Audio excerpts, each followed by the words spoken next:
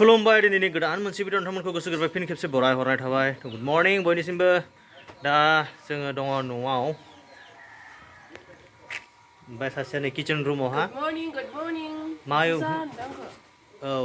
आं मेकआप लादों नालाय ओंखायनो आंखौ गुफुर नुदों बरियानो जोंहा बिथाङा दिनै एग्जाम हैगोन ओंखायनो मेकआप लादों आरोना आंबो बेखौ जाहोहरनोनो बायदिसिना संगासिनो दङ जाहोहरनो नङा गावबो थांफागोन आंदों नङाबा एग्जाम हैनो होननानै थांनानै माहा दल' थायोबा हैयालासे थांफानांगोन खुनु गेरेन्टि गैयाना थ' जेखिया जाला गाइस लाइफआवहा फार्स्ट टाइम दै बेनो एग्जामा माने फरायबायथ' फरायबाय थ' एसेबोथ' ट्राइ खालामनांगोन ना नंगौ नङा ओरैनो फरायना थानाल' जाया एसे ट्राइ खालामनांगौ माने बुस्थुआ जेनेबा हमना ला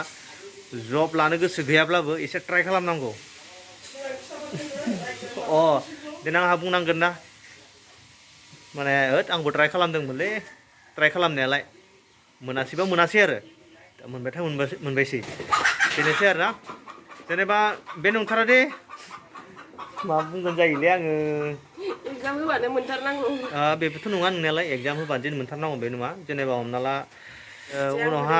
उनावहा जेनेबा आं एसे बोरायब्लाथ' जेनेबा 40 प्लास जाबाथ' आङो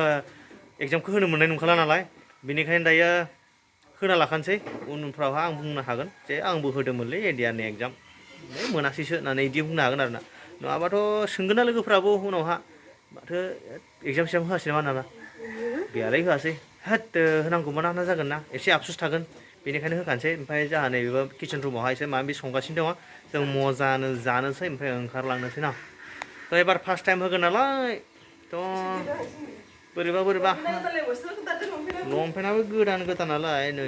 माबाखौनो खेवगलायाखै नै बेलाय आं एसे माबा खालामदों मा होननानै बुङो नायदों आरो ना लंपेन्टआ जायो जाया मैयासो गोदानै बायब्रबनाय जादों ओमफ्राय नैबे गस्लाखौ सोलायगोन आं दायो बेलेग गस्ला गानगोन आं बिदि आरो दा गानथ'दों एसे दे बिदिब्ला नायलांबाय थाबानो जाबाय ना नोंथांमोनाबो नै रायजोफोर मैफ्राय ओमफ्राय आलु ना मा बुस्थु लैयो हा आलु आन्दा अके बेदरा बोरै बेदरालाय बेदरखौ संगासिनो दे लगाव गाय नै जोंहा डाइरेक्ट स्टेसनाव मोनफैबाय बावनो दोनसै बेस्ट' बावनो दोनदो फैसाखौ होग्रोलाय नोङो बेसेबां आगरल'आथ' किमान 20 थाखाल' न होना होदो एकदम आंनिफ्रायसो होदों दे फैसाखौ हिसाब पत्र दोनजोबखान दिन आं साख्रि मोनबा आंनो पास होनांगोन नोङो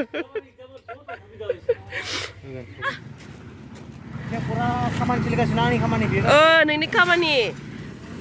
आं एग्जाम हैनो थांनो नागिरदों ओमफ्राय एग्जामावहा खैजोन मानसि फैयो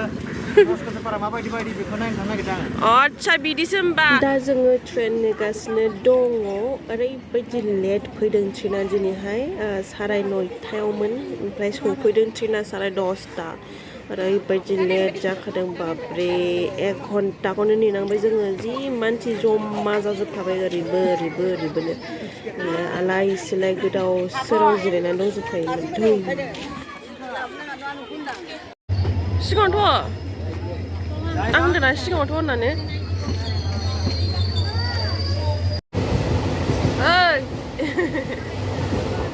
जोङो फाइनालि टंला मोनफैबाय मा टंला रेलवे स्टेसन आच्छा दा पाक्का दा लिरगोन ना लिरनो होगोन ओमफ्राय आंनो पास बेथनजों मा होगोन रिजाल्ट मोननो होग्रोना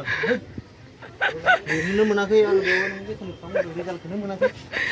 रिजाल्टआनो हाबनोनो मोनाखै दाबो लिरनो मोनाखै जाहैनो मोनाखै थुदो होमबा माम्बार थ' एफा खस्थ' नोंखौ दोनबोदों आङो मोनखानांगोन मिथिबाय एग्जामखौनो लिरनो मोनाखै आरो दानो साख्रिनि खोथा बुंदों होनदो बेस्ट' पाक्का दा पाक्का ओमफ्राय नोङो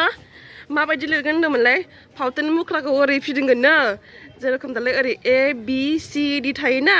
गेजेराव दोनदो फावथेन मुख्राखौ ओरै फिदिंदो जायावनो सिदा थायो बेखौनो होदो मिथिबाय बांद्राय हाथाराबा मिथिबाय आरो जै गासिखौबो कनफिउस जाबा आंनि नामा डिजों जयो ना डिखौनो राइट सिन होना होजा मिथिबाय जागोन दा होमबा नोंना साख्रिया कनफार्म का होमबा नोंनि साख्रिया कनफार्म का फार्स्ट बेथनजोंनो आंनो नों मा होगोन गिबि बेथना आंनिसो दा गासिबो नों एग्जाम होगोन दा जोङो माइक लाना मानो फैयासै माइक लाना माइकआव बुंथिनांगौ जायोमोन एडमिटआ बोरो एडमिट लाग्रायानो आंसो नेट बन माबाथ' नों माबा फेसबुक माबा स्टेटास इदिनोथ' थांगोन र' अबेखौथ' लामसै हा दा जोङो मोनफैबाय नालाय नै बे मोनसे प्रुफसो हो आं दोनबोदोंमोन ना एग्जामाव आंनो फार्स्टखौ मोननांगोन बेथनखौ सिक्सआव दंफैयो माथो नोंबो होगोन होनबा नोंबो होगोन सेक्सि बे मोनसे प्रुफसो आं बेखौ एफा खस्थ' दोनबोदों माजबानिफ्राय न' बिसिम टंलासिम देनां बेहा फार्स्ट बेथनानो आंनो जानांगोन नालाय बे आंनि प्रुफसो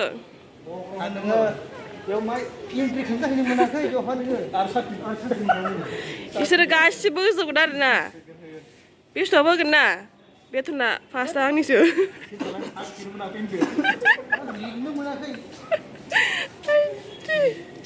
स्टेसननिफ्राय ससे नै टमटम गारि लाबाय ओजोंसिम कलेजसिम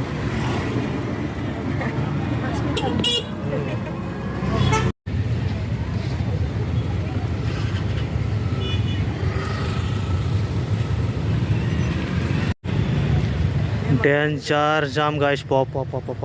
नै डेन्जारलै आय'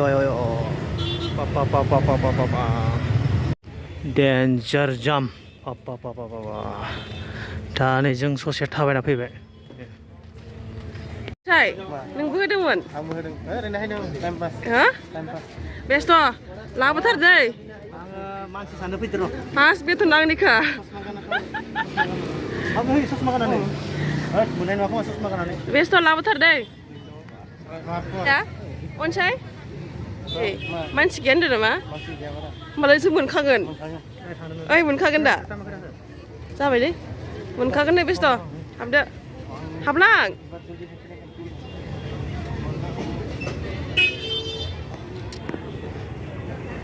बेस्थ' हाबलांबाय बेस्थ' मोनहा सासे लोगो मोनबाय गामिनिनो एखे गामिनिनो बोरैबा ग्रोब लोगो मोनफैबाय दा हाबलांबाय आरो फार्स्ट टाइम होगोन माबायदि होगोन गावसो मिन्थिसिगौ बियो खाफालनि खोथासै फरायखायाखैबो माने फरायनो होननानै होलायबाय आरो मा जायो मिन्थिला उनावहाय मिन्थिसिगोन दा हाबलांबाय दैबो लांफानो रोङासै दा आंनि नेनायनि फाला ओरैबायदि बाग्लिजोबखाबाय आङो 4 घन्टा नेनांगोन बाब्रे बेलेगनि दखानावसो आङो जिरायनानै दंगासिनो ओमफ्राय जेबो जानोबो लुगैयाखै आरो जाग्रा बुस्थुबो गैया आं जाग्रा बुस्थु जे दखानाव आं जिरायदों आं जाग्रा बुस्थुबो गैया ओमफ्राय दैल' बथलसो लानानै ओरैनो जिरायनानै दंगासिनो नेगासिनो एकदम कलेजनि सिदाखा आरोना उफाय गैया नेनानै थानांसिगोन 4 घन्टा बेबो बाग्लिजोबखाबाय आङो दसे थेनथ'लायबावबायसो लासिंसिं बेलेगनि दुखानाव उफाय गैया 4 घन्टाथ' नेखानांगोनानो आयै इसोर माला न' मोनहैगोन माला ओंखाम मोनजागोन माला उन्दुनो मोनगोन सेस दिनैबा हले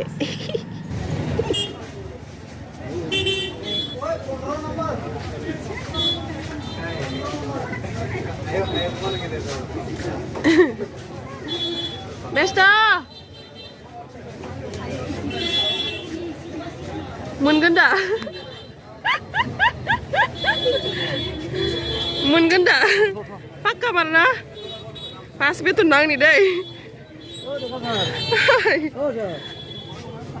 मोनगोन दा लाज नाङालै मोनमारगोन ना मोनमारा मोनमारगोन ना मोनमारा मोनगोन ना माखासेयालाय गैलालै बेस्थ' माबा उल्थासो मोखां जानानै थाहैबाय बोरमा मोनजागोन दा बेलाय बिनियाव बेस्ट'नियाव मोनजाना मोनजाया पास बेसनानै ओंखारबा आरो आ बेस्ट'नि पास बेसना ओइ मोनजागोन दा बोरमाखौ मोनजागोन दा